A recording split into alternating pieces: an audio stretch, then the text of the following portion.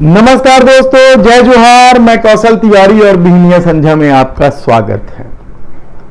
भ्रष्टाचार के मुद्दे पर चुनाव जीतने वाली कांग्रेस सरकार सत्ता में आते ही कमाई और दूसरी योजनाओं को पूरा करने में इस कदर मशगूल रही कि उसे ध्यान ही नहीं रहा कि छत्तीसगढ़ में डॉक्टर रमन सिंह की सरकार के ऊपर घपले घोटाले की कितनी फेहरिस्त है। 4-4.5 साल बाद चुप्पी टूटने लगी है कांग्रेस के नेताओं के, मुख्यमंत्री भूपेश बघेल के और तमाम लोगों के। दरअसल डॉक्टर रमन सिंह के 15 साल के शासनकाल में घपले घोटालों की फेहरिस्तों के आरोप कांग्रेस लगाते रही और यहां तक कहते रही कि वे सत्ता में आए तो किसी को नहीं छोड़ेंगे, सब मामले की जांच होगी। लेकिन क्या ऐसा हुआ? आप जिस तरीके से कांग्रेस के नेता अचानक निकलकर डॉक्टर रमन सिंह पर हंसने लगे हैं, उनके घपले घोटाले की फेहरिस्त गिनाई जा रही है, तो इसकी वजह क्या है? इसकी वजह है ईडी की वह कार्रवाई।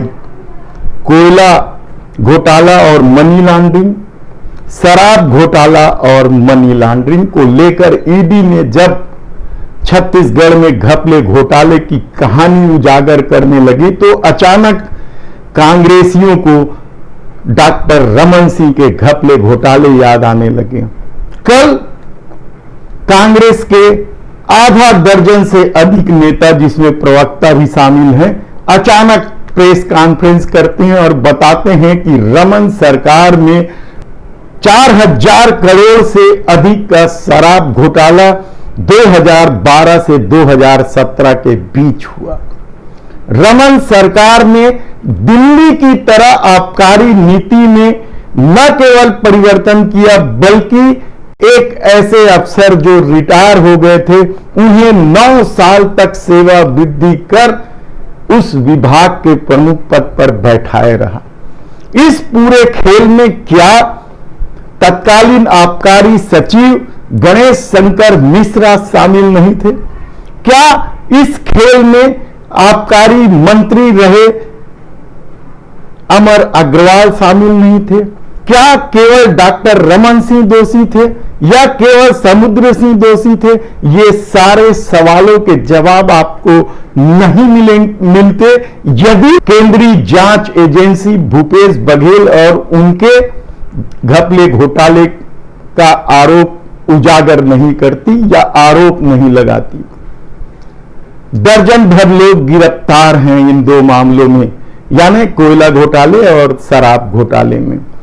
अब जब आंच मुख्यमंत्री तक पहुंचने लगी है तो कांग्रेस के नेता तिलमिलाने लगे हैं और कल अचानक प्रेस कॉन्फ्रेंस लेकर जांच का दायरा बढ़ाने की भी मांग कर रहे हैं। वे कह रहे हैं कि इस जांच में अब डॉक्टर रमन सिंह, अमर अग्रवाल, गणेश शंकर मिश्रा को भी लाया जाए, उनसे भी पूछताछ की जाए। लेकिन सवाल ये नहीं है कि कांग्रेसी क्या कह रहे हैं, जांच के दायरे कहां तक होने चाहिए।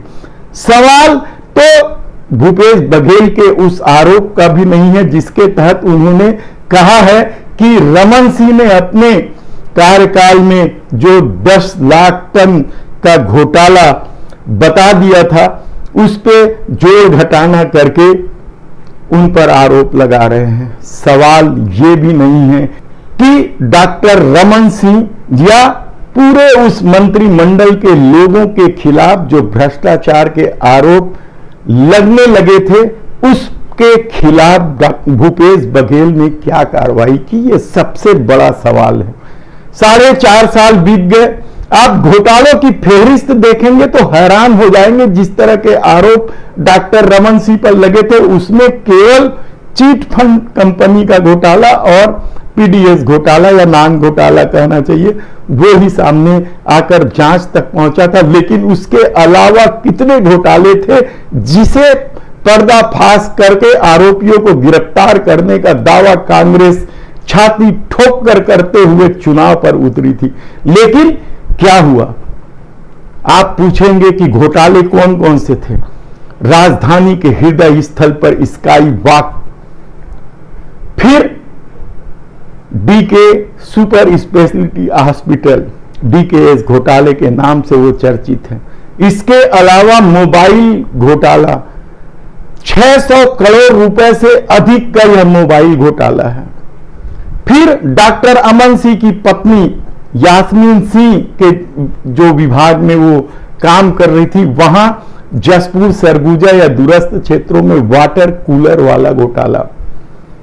इसके अलावा प्रदेश सरकार के कितने ही मंत्री थे जिनके विभागों में जल संसाधन के अरपा भ्रष्टाचार को आप ले लीजिए, या फिर पीडब्ल्यूडी के बिल्डिंग गिरने का घोटाला ले लीजिए, बांध बेच देने का घोटाला ले लीजिए। आप घोटालों की फेहरिस्त गिनते चले जाएंगे और आप हैरान हो जाएंगे कि आखिर 4.5 साल भूपेश बघेल ने इन घोटालों के खिलाफ क्या कार्रवाई की, कितनी जांच हुई, कहां तक जांच हुई, मोबाइल घोटाले में किस किस तरह के लोग लिप्त थे और जांच कहां तक पहुंची। चिप्स का यह मामला था जहां मुख्यमंत्री के करीबी माने जाने वाले विनोद वर्मा की बैठक होती है, लेकिन सारे मामले भुला दिए गए थे और नरवा गरवा घुरवा बारी, यही है छत्तीसगढ़ के चिन्हारी। बात है अभिमान के, छत्तीसगढ़िया स्वाभिमान के नारे के साथ किसानों को फसल की उपज बढ़ाकर दिया जाने लगा और अब तो 20 क्विंटल धान खरीदी का भी घोषणा कर दिया गया है। लेकिन घपले घोटालों की फाइलों पर भूपेश बघेल सरकार बैठी रही, कहा जाए तो गलत नहीं होगा। लेकिन जब कर्नाटक चुनाव में जो परिणाम आए और कहा जाने लगा कि घपले घोटाले की वजह से वहां भारतीय जनता पार्टी की इतनी बुरी हार है, तब अचानक भूपेश सरकार और कांग्रेसियों को डॉक्टर रमन सिंह की याद आने लगी, उनके घपले घोटालों की फेहरिस्त वे गिनाने लगे।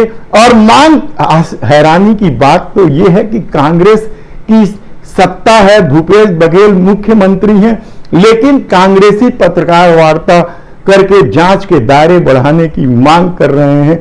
यह भी कम हैरानी की बात नहीं है।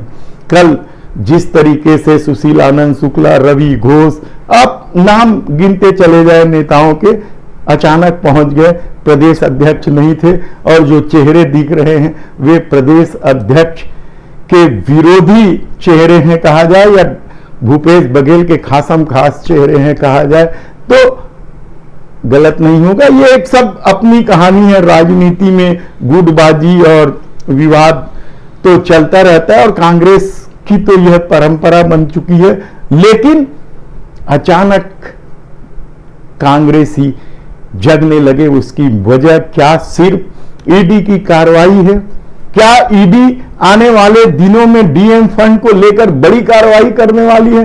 परिवहन घोटाले का भी जिक्र लगातार होता रहा है और ऐसा नहीं है कि इसी कार्यकाल में हुआ है, डॉक्टर रमन सिंह के कार्यकाल में भी परिवहन के घोटालों का जिक्र होता रहा है और कांग्रेस आरोप लगाते रही है। लेकिन फाइलों पर हमने बताया कि किस तरीके से चुपचाप बैठा गया।